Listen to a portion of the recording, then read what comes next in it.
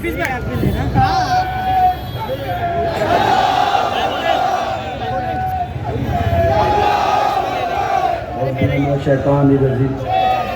बिस्मिल्लाहिर्रहमानिर्रहीम।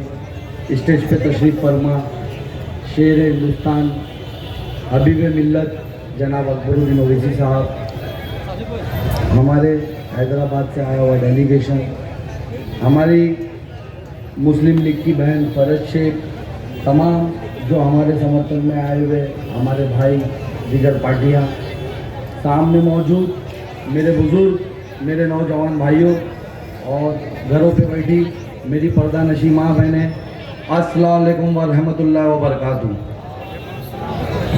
मेरे भाइयों, मैं आज आपका ज़्यादा वक्त नहीं लूँगा क्योंकि मुझे पता है कि आप लोग यहाँ पर आज अकबरुद्दीन ओवैसी साहब को सुनने आए हैं। आप लोगों ने इस पल का, इस दिन का पिछले 10-12 सालों से इंतज़ार किया है, तो मैं आपका ज़्यादा वक्त नहीं लूँगा। मैं चंद बातों से, देखिए, मैं जब से इलेक्शन शुरू हुआ है, ऐसे तो मैं मेरे शहर की गलियां गलियां घूमता था, हर मुद्दों पे मैंने आवाज़ उठाई है, हर एक चीज़ के लिए जो मुझे लगा कि गलत हो रहा है मेरे शहर के साथ, मैंने उसके लिए आवाज़ उठाई है। और आपने देखा है कि आप लोगों के लिए आवाज़ उठाना, आप लोगों के लिए बात करना, मेरे शहर के हक के लिए बात करना कितना चुभता है, सामने वालों को कितना चुभता है। और जिसके लिए मुझे बेकसूर होने के बावजूद भी मुझे 34 दिन जेल रखा गया, मुझे बेकसूर होने के बावजूद भी आज वाहिद हिंदुस्तान के अंदर मैं वो अकेला शख्स हूँ जिस पे 2 सालों के अंदर 2 झूठे केस बने और सिर्फ उन्हीं 2 केसों की वजह से मुझे शहर बदर कर दिया गया। मेरे सामने शर्तें रखी गई कि तू ये कब्रिस्तान के बारे में बोलना बंद कर दे, तू वो जो तालीमी इदारे हम लोग कब्जा कर रहे उसके बारे में बोलना बंद कर दे, तू ये जो स्टेडियम प्राइवेट किया जा रहा है इसके बारे में बोलना बंद कर दे, तू वो जो लाइब्रेरी की जगह हम बेच रहे उसके बारे में बोलना बंद कर दे। तू आज इतनी बड़ी आबादी है हमारे शहर की, लेकिन हमारे शहर में एक भी खेल का मैदान नहीं छोड़ा इन लोगों ने। जो एक खेल का मैदान बचा है तो उसके लिए जो बोल रहा है उसके बारे में बोलना बंद कर दे और हमारी शफों में आके खड़े हो जा, नहीं तो तू शहर बदल कर दिया जाएगा। जब मैंने उनकी बात नहीं मानी, मैंने उनसे कहा कि मैं बैरिस्टर असदुद्दीन ओवैसी साहब का सिपाही हूँ और ये जमात, ये मेरी जमात है, मैं इस जमात से जुड़ा हूँ और मैं इस जमात से इसलिए नहीं जुड़ा कि मैं मेरे शहर का सौदा करूँ और पैसा बनाऊँ। मैं जूते की नोक पे रखता हूँ तुम्हारी इन पैसों को, इन दौलत को। तुम मुझे शहर बदर करोगे, मैं शहर बदर होके जाऊँगा और फिर पलट के आऊँगा और मेरे शहर के लिए आवाज़ उठाऊँगा। और आपने देखा जो वादा मैं करके गया था इस जालिमाना कंपनी टोरेंट के खिलाफ, आपको याद होगा 2019 में ही टोरेंट को हमारे शहर में लाया जा रहा था। आपने देखा कि 2019 में मैं वही सैफ पठान था जिसने 3 दिन की भूख हड़ताल करी एम गेट पे, मोमुरा स्टेशन के एम गेट पे, और इस टोरेंट कंपनी को इस शहर में आने से रोका। आपको याद होगा ना, पॉलिसी मेकर महाराष्ट्र के इलेक्ट्रिसिटी पॉलिसी मेकर आए थे मेरी भूख हड़ताल तोड़वाने के लिए।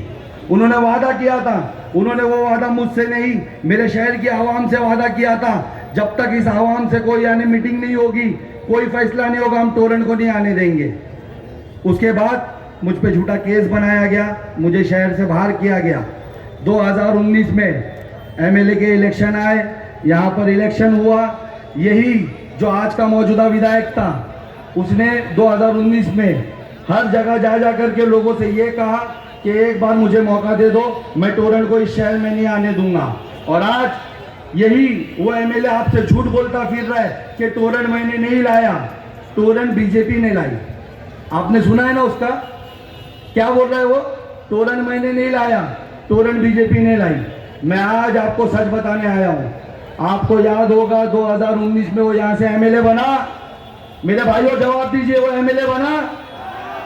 2019 में एनडीए की सरकार बनी, 2019 में एनडीए की सरकार में ये मिनिस्टर बना।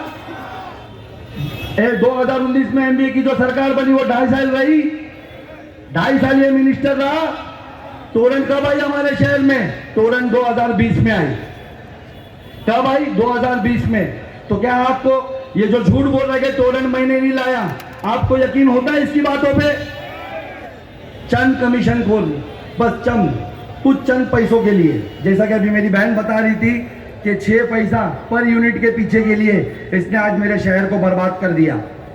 आप यकीन माने ये मिनिस्टर बना, इसने टोरेंट की मांगनी की, ये जानता था टोरेंट यहाँ आएगी, इस शहर में जो लोग रहते हैं वो 70% आबादी हमारी बिलो मिडिल क्लास है, वो इसको बर्दाश्त नहीं कर पाएगी, वो इसके बिलों को बर्दाश्त नहीं कर पाएगी। आज आप देखते हो हमने वो 3 दिन की भूख हड़ताल क्यों की थी, आप जानते हो, हमने भिवंडी का हाल देखा था। हमने देखा था किस तरीके से टोरेंट वहां पर जो हमारी लूम इंडस्ट्री थी हमारे भाइयों की, किस तरीके से वो बंद कर दी गई। हमारी लूम इंडस्ट्री टोरेंट के जैसे बंद हुई, हमने उसके लिए भूख हड़ताल की थी।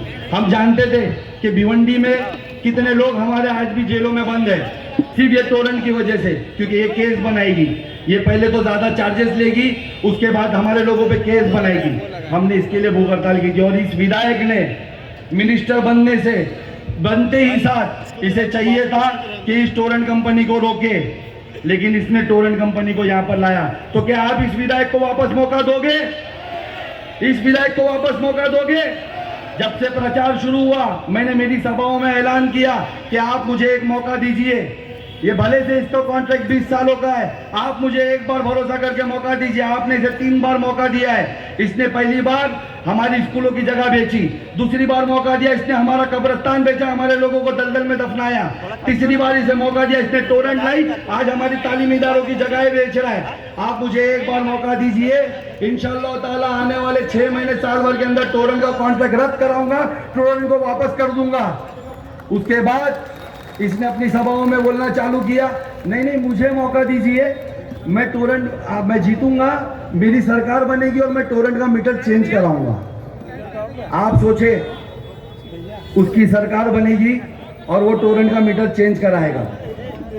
और मैं मजलिस से हूँ, मैं MIM से हूँ, ये सरकार में जाएगा और ये टोरेंट का मीटर चेंज कराएगा। अरे मैं MIM से हूँ, मुझे सिर्फ MLA बनाओ, इंशाअल्लाह ताला मैं टोरेंट चेंज कराऊंगा। सोचो कौन ज्यादा पावरफुल है, आप जरा सोचे। और ऐसा नहीं है, आज मजलिस आपने देखा मैं मेरे हॉकर्स भाइयों के लिए लड़ता हूँ ना, आपने देखा आज मेरे रिक्शा वाले भाइयों के लिए लड़ता हूँ ना, मैं शहर के रोजगार के लिए लड़ता हूँ ना। तो इसको बोले टेंशन लीजिएगा नहीं, अगर मैं जीता टोरेंट हटी तो तू बेरोजगार नहीं रहेगा, इंशाल्लाह टोरेंट का मीटर चेंज करने का कॉन्ट्रैक्ट तुझे दिलाऊंगा। मैं किसे बेरोजगार नहीं रहने दूंगा, मैं तुझे भी कॉन्ट्रैक्ट दिलाऊंगा। आप सोचो पिछले 15 सालों में मेरा शहर किस तरीके से आज पिछड़ा होता चला गया। क्या आप नहीं देख रहे? आज मैं जगह जगह जा रहा हूँ, जहाँ जहाँ मेरी माँ बहनों से मिल रहा हूँ, हर किसी पे एक ही शिकायत है और एक ही मुझसे अर्ज कर रहे हैं, साहब भाई हमारे बच्चे 2-2 किलोमीटर दूर जा करके वो म्यूनसिपल कॉरपोरेशन का स्कूल 2-2 किलोमीटर दूरी पे, 3-3 किलोमीटर दूरी पे हमारे बच्चे स्कूल नहीं जा पा रहे। जो अभी मेरी बहन ने बताया, लॉकडाउन के बाद जो ड्रॉप आउट रेट बढ़े हैं यहाँ पर, करीबन लॉकडाउन के बाद से यहाँ पर 4,500 बच्चों को ड्रॉप आउट कर दिया गया, क्योंकि उनके माँ बाप फीस नहीं भर पा रहे। उनके या तो वो एक बच्चे की फीस भर रहे हैं और एक बच्चे की फीस के पैसों से टोरेंट का बिल भर रहे हैं। तो क्या ये सही हो रहा है मेरे शहर के साथ? सोचे आज मुझे कंप्लेंट आती है कि साहब भाई अगर आप लोग इख्तियार में आए, हमने अकबरुद्दीन ओवैसी साहब का काम देखा है, हमने देखा है किस तरीके से आज हैदराबाद में बच्चों को तालीम दी जा रही है, किस तरीके से आज आलीशान स्कूलें बनाई जा रही है और वहाँ पर बच्चों को फ्री तालीम दी जा रही है। साहब भाई अगर आप इख्तियार में आए तो प्लीज़ और प्लीज़ हमारे यानी शहर के अंदर म्यूनसिपल कॉरपोरेशन के स्कूल बनाइएगा। साहब भाई जगह जगह पे स्कूल्स बनाइएगा। मैं यकीन जानो, मैं ये स्टेज पे खड़े होकर के मेरे लिए चुनावी जुमले नहीं टोरेंट हटाना, ये मेरे लिए चुनावी जुमले नहीं स्कूल बनाना, तालीमी इदारे बनाना, और मुझे कुछ भी एक्स्ट्रा नहीं करना है। आज मेरे शहर के अंदर म्यूनसिपल कॉरपोरेशन की तरफ से, गवर्नमेंट की तरफ से इतने रिजर्वेशन पड़े हुए स्कूलों के, कॉलेजों के, मुझे बस इनके हलक में हाथ डाल करके इनके कब्जे से वो बाहर लाना है और वहाँ पे तालीमी इदारे बनाना है। आप यकीन जाने, एक मौका दीजिएगा मुझे सिर्फ एक 5 साल दे के देखिएगा। अरे अगर ये 5 सालों में आपका काम नहीं हुआ ना, तो अगली बार मैं खुद ये स्टेज पे नहीं रहूँगा।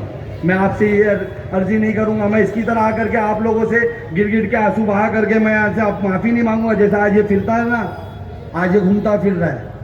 अभी यहाँ पर जो सामने यहाँ से स्ट्रेट जो 32 एकड़ है, आप सोचे आपके वोटों से 2019 में ये जीता, आपके वोटों की ताकत से ये हाउसिंग मिनिस्टर बना। हाउसिंग मिनिस्टर बनने के बाद यहाँ पर जो आपके बच्चों के मुस्तकबिल के लिए 32 एकड़ अर्बन डेवलपमेंट की तरफ से जो रिजर्वेशन आया था, उन 32 एकड़ की जगहों पे 2021 में आपने देखा है ना, मैंने एग्रीमेंट दिखाया था। मैं यहाँ से कलेक्टर ऑफिस पे जाकर के धरना प्रदर्शन किया था और वहाँ से रजिस्ट्रेशन ऑफिस से लाया हुआ मैंने आरटीआई के थ्रू के एग्रीमेंट दिखाया था।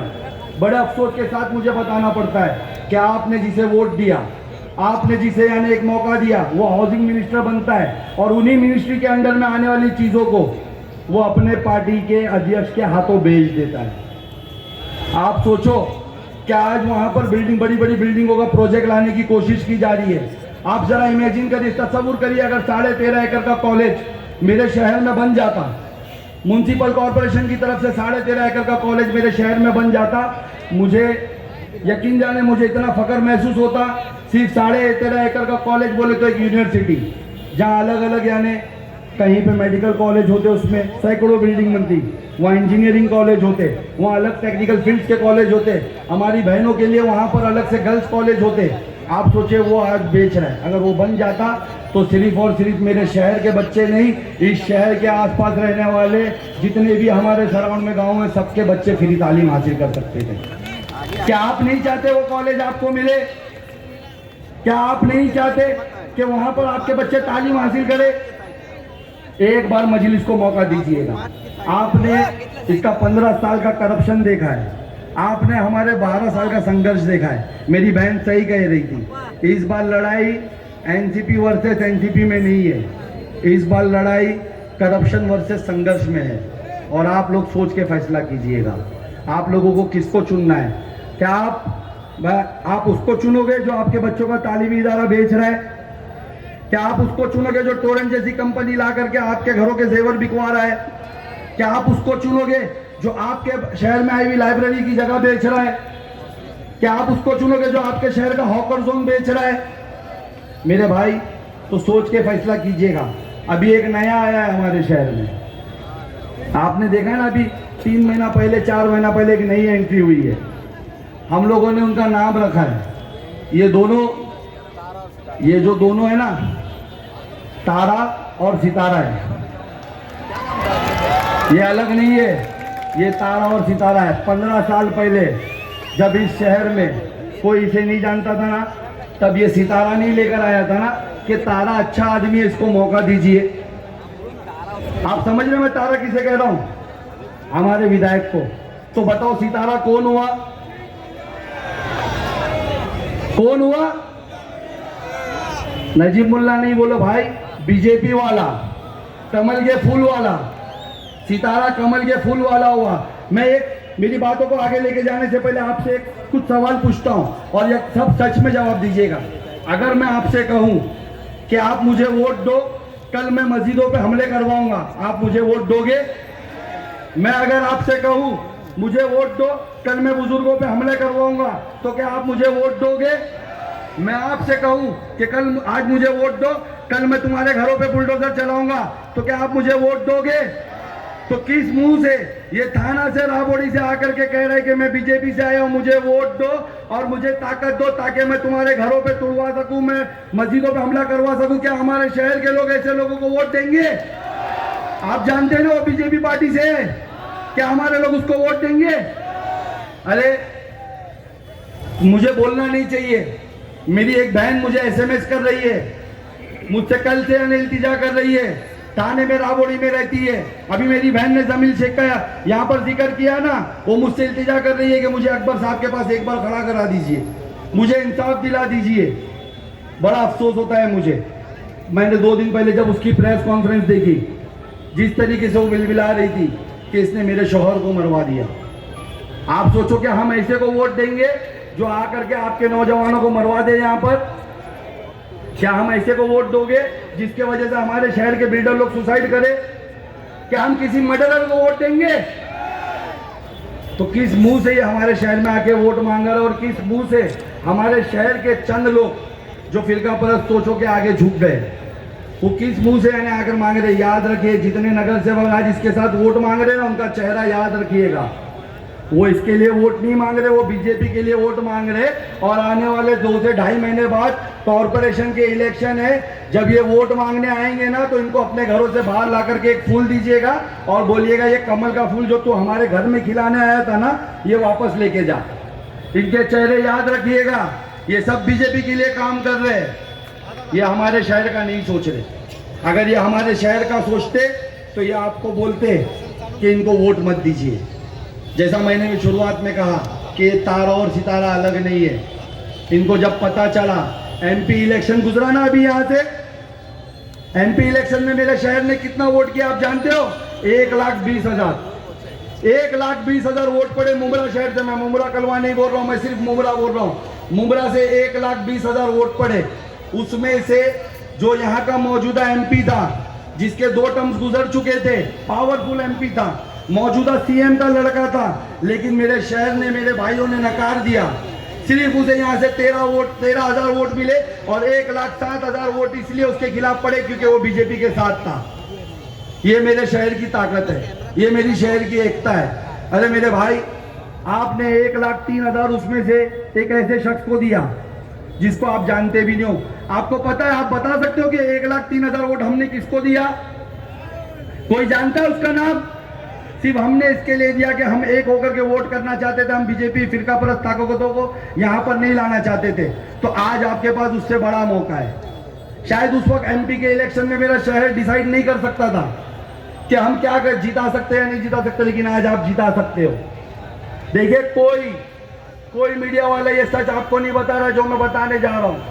मैं बस ये आपको कैलकुलेशन बता करके मैं यहाँ से अलविदा लूंगा, क्योंकि मुझे पता है कि आप अकबरुद्दीन ओवैसी साहब के इंतजार में हैं। मैं आपका ज़्यादा वक्त नहीं लूंगा, सिर्फ इतना समझिए, इस बार मौका है मेरे शहर के पास। मुंब्रा और कलवा, ये दोनों शहर मिलाकर के एक कॉन्स्टिट्यूएंसी है। इस शहर में 4,80,000 वोट है आज। इन 4,80,000 वोट में से 2,10,000 वोट कलवा के हैं, 2,10,000 वोट कलवा के हैं और 2,70,000 वोट आपके हैं, मेरे शहर के हैं।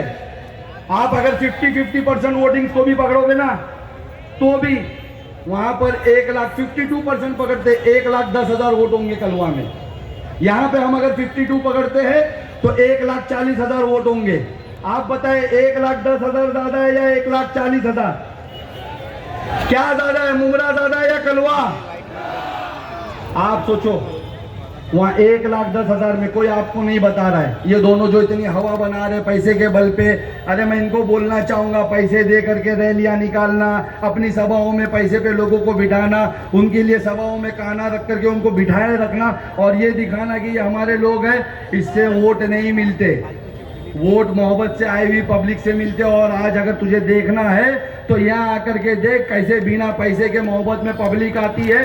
और मुझे उम्मीद है इंशाअल्लाह ताला जो पब्लिक यहाँ, जो लोग आवाम यहाँ जमा है, इंशाअल्लाह ताला वो इस बार इसी एकता के साथ वोट करेगी। 2020 तारीख 20 नवंबर को 9 नंबर के बटन पे पतंग के निशान पे वोट करेगी। 23 को मेरा शहर जश्न मनाएगा ढोल और ताशों के साथ। और मैं दोनों हाथों से, इन दोनों हाथों से, एक तरफ राबोड़ी वाला, एक तरफ बिबियाना वाला, इंशाअल्लाह ताला 23 तारीख को दोनों को थाना छोड़कर आऊंगा। अब इस शहर में हिस्सेदारी वाला नहीं चलेगा, इस शहर में हकदार वाला चलेगा। हकदार। क्या मेरा हक नहीं है आपके वोटों पे? क्या मेरा हक नहीं है आपके वोटों पे? क्या मेरी जमात का वोट नहीं है आपके, हक नहीं है आपके वोटों पे? मैं जो कैलकुलेशन बता रहा था पहले उस पे आते। आप सोचे, मैं सच बता रहा हूं, आप लोग गूगल सर्च करिए। 11 उम्मीदवार है मेरे शहर में इस बार इस कॉन्स्टिट्यूएंसी में। उसमें से 8 उम्मीदवार कलवा से है, कलवा से, जहां पर 1,10,000 वोट होने हैं। वहां पर एनसीपी शरद पवार गुट का उम्मीदवार है, वहां पर एनसीपी अजीत पवार गुट का उम्मीदवार है जो बीजेपी का सहयोगी पार्टी है, वहां पर मनसे का उम्मीदवार है, वहां पर वंचित बहुजन आघाड़ी का उम्मीदवार है, वहाँ पर भाजपा का उम्मीदवार है, वहाँ पर महाराष्ट्र निर्भय पार्टी का उम्मीदवार है, और ये सब लोकल है वहाँ के। इनमें से कोई भी गुमराह का नहीं है। वहाँ एक आज़ाद उम्मीदवार मेरी बहन है, वो भी लोकल है वहाँ पर। और फिर आपका भाई MIM का है। ये जो लोग कह रहे हैं ना कि कलवा से क्या होगा, अगर उन्होंने कल की मेरी सभा देखी होगी कलवा में, तो अंदाजा लगा लो कि हम भी 10,000 से ऊपर ही लेकर आ रहे कलवा से। यहाँ पर 8 जन में वोट बचने वाले। और मुमरा में अभी आप जवाब दीजिए, क्या आप आपका कब्रिस्तान चोरी करने वाले को वोट दोगे? स्लॉटर हाउस चोरी करने वाले को वोट दोगे? आपके बच्चों की तालीमी इदारों की जमीनों को चोरी करने वालों को वोट दोगे? तोरण लाने वाले को वोट दोगे? बंटी तू गया। दूसरा मुझे बताए, आपके मस्जिदों पे हमला करने वाली पार्टी को वोट दोगे? आपके घरों पे बुलडोजर चलाने वाली पार्टी को वोट दोगे? हमारे बुजुर्गों पे ट्रेन में गोली चलाने वालों को वोट दोगे? हमारे भाइयों की खूनरेजी करने वाले को वोट दोगे? सितारा तू भी गया। अब बचा को मन से कोई ना कोई मन से चाहेगा, ये भी गए। वंचित बहुजन अघाड़ी को बोलो, वंचित बहुजन अघाड़ी को। अरे मैं उस वंचित के कैंडिडेट को बताना चाहता हूं, देखो मेरे भाई लोग आए, आज हमारे जय भीम भाई लोग आए हमें समर्थन करने। आप देखो इंशाअल्लाह ताला आपके वोट भी हम ले रहे हैं मुमरा में। कोई वंचित को देगा, कोई BSP के कैंडिडेट को देगा लोकल को, कोई वो महाराष्ट्र निर्भय पार्टी के कैंडिडेट को देगा, कोई यानी वो आजाद उम्मीदवार जो उधर से उनको देगा। फिर बच्चे कौन? मजलिस। ये 1,40,000 वोट में सिर्फ 2 के बीच में मुकाबला है। एक वो जो कब्रिस्तान चोरी करता है, स्लॉटर हाउस चोरी करता है, रिजर्वेशन की जमीन चोरी करता है, उससे पैसा बनाता है, टोरेंट से पैसा बनाता है उसका। और दूसरा वो जो बेगुनाह होने के बावजूद भी हमारी नस्लों का सौदा ना हो जाए, इसलिए शहर बदरी काटता है और जेल चला जाता है। तो इस बार वोट डालते वक्त बड़ा सोच के फैसला कीजिएगा। ये 1,40,000 में से अगर हम इनमें से कोई पार्टी को वोट नहीं देंगे तो हम हमारी क़यादत को इस शहर में खड़ी कर सकते हैं, हम MIM को यहाँ पर जिता सकते हैं। अरे मेरा क्या हक नहीं आपके वोटों पे? क्या मेरी पार्टी का हक नहीं आपके वोटों पे? आज जब भी ऐवानों में कोई ऐसा बिल आता है पास करवाने के लिए, तो सबकी नज़र मेरे सदर पे होती है, बैरिस्टर असदुद्दीन ओवैसी साहब पे होती है कि वो इसके खिलाफ आवाज़ उठाएंगे। होती है ना, सब लोग टीवी चालू करके बैठते कि असद साहब क्या बोल रहे देखेंगे ना। जब CA का मामला है तो असद साहब, जब NRC का मामला है तो असद साहब, जब ट्रिपल तलाक बिल का मामला है तो असद साहब, जब यानी आपके शहर में कब्रिस्तान का मामला है तो सैफ पठान, जब आपके शहर में तालीमी इदारों का मामला है तो सैफ पठान, तो जब वोट की बात आए तो असद साहब, अकबर साहब, इम्तियाज भाई और सैफ पठान क्यों नहीं मेरे भाई? सोचो, आपको इस बार 20 तारीख के दिन इतिहास रचने का मौका है। आपको इस बार 20 तारीख के दिन अपनी क़यादत खड़ी करने का मौका है। आज शहर देश के जो हालात बने हुए ना, आप बताएं, ये फिरका परस्त सोच रखने वाले लोग ये कितना नीचे गिर गए। आज बात नामूसे रिसालत पे चल रही है। जिनकी औकात नहीं वो मेरे हुजूर की शान में गुस्ताखी करने की कोशिश कर रहे हैं। किसके बल पर? इन फिरका परस्त सोचों के बल पर। आप सोचो, जब नामूसे रिसालत की बात आई तो कोई आवाज उठाया? किसने हिम्मत की? किसने हिम्मत की? फिर बताओ जो उसके खिलाफ आवाज उठाया? इम्तियाज जलील साहब ने। उनने हिम्मत क्यों की? उनने आवाज क्यों उठाई? क्योंकि हमें एक ऐसी जमात से हम लोग जुड़े हुए हैं जो सिर्फ ना हमारे लिए इंसाफ के लिए लड़ती है, बल्कि हमारे हक के लिए लड़ती है। और अगर हमारे कौम पे कोई बात हो जाए तो सबसे पहली आवाज़ हमारी जमात की तरफ से आती है। तो आज इम्तियाज जलील साहब ने नामूसे रिसालत पे आवाज़ उठाई। हम लोगों ने पूरे यानी सब तरफ से लोग रास्ते पे आए। उसका रिजल्ट आपने देखा, कितना जल्दी सलमान हजारी साहब को रिहा कर दिया गया। आप लोग ताकत बने मेरे भाई। अगर आप लोग ताकत बनोगे ना, इंशाअल्लाह ताला यकीन जानो, इस शहर से कोई यानी हमारे शहर से कोई ज़मीनें चोरी नहीं कर पाएगा। आप लोग भरोसा करिए, आप लोग यानी यकीन रखें। मैं आप लोगों को कैलकुलेशन बता चुका हूँ।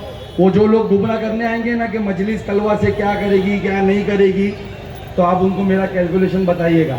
आप लोग गूगल पे सर्च करिएगा, मैं हवाई बातें नहीं कर रहा हूँ। मैं इतने मजमों के सामने, मेरे सदर के सामने मैं हवाई बातें नहीं कर रहा हूँ। आज हमारे पास मौका है, आज मैं ज़मीन पे चल रहा हूँ। ये लोग क्या कर रहे हैं, सवाए दिखा रहे हैं और लोगों को इन्हें रैली अपने सिर्फ पैसों के बल पे दिखा रहे हैं। मैं ज़मीन पे चल रहा हूँ, मैं लोगों से मिल रहा हूँ।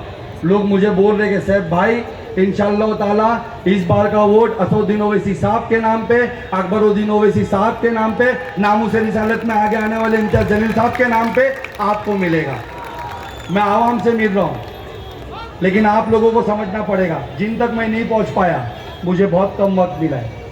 मैं हो सकता है कि आपकी गलियों में नहीं आ पाया, मैं अभी तक नहीं पहुँच पाया। मैं कोशिश करूँगा, अभी भी 4 दिन है, मैं 4 दिन में आप तक आने की कोशिश करूँगा। अगर मैं नहीं आ पाया तो प्लीज़ आप नाराज़ मत होइएगा।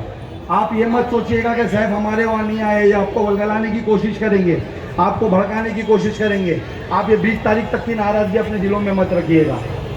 अगर आप चाहते हो कि 23 को यहाँ पर अजीम और शान जलसा हो, हमारे शहर में जलसा हो और हम 2 जन को बाहर वहाँ थाना छोड़ कर आए, तो 20 तारीख को सोच के फैसला करिएगा और एमआईएम को वोट दीजिएगा। 9 नंबर का मेरा बटन है, पतंग का मेरा निशान है। आपका भाई मैं ईमान वाला हूँ, मैं एक ऐसी पार्टी से बिलोंग करता हूँ जो रातों दिन आपके लिए काम करती है। आज आप देखें अकबरुद्दीन ओवैसी साहब यहाँ पर मौजूद है ना, आपके लिए आए ना आपसे मुलाकात करने। आप लोग बोल रहे थे ना अकबर साहब चाहिए, सब लोग मुझसे यही कह रहे थे ना। आज अकबर साहब आए ना आपके पास, क्यों आए वो? आप सोचे वो आपको समझाने हैं, आपको बताने, अपनी क़यादत की ताकत बताने हैं। आज सोचे हैदराबाद से, जैसा मैं कह रहा हूँ, मुझे फ़ख्र होता है जब भी मैं वो माँ बहनों को वापस पलट के जवाब देता हूँ। फ़ख्र होता है कि हाँ, मेरा कायद वो है, पूरे हिंदुस्तान में मेरा कायद वो है जो बच्चों के मुस्तकबिल के लिए तालीमी इदारे चला रहा है। बाकी पूरे हिंदुस्तान में कोई ऐसा एमएलए नहीं, कोई ऐसा नहीं नेता नहीं जो अपने जाति पैसों से बच्चों को तालीम दे रहा है। वो मेरा सदर और मेरा कायद वो अकबरुद्दीन ओवैसी साहब है। क्या आप नहीं चाहते ऐसी क़यादत इस शहर में बरसे? क्या आप नहीं चाहते? इस बार 20 तारीख को बहुत सोच के फैसला करिएगा और पतंग को वोट करके कामयाब करिएगा। अल्लाह हाफिज़।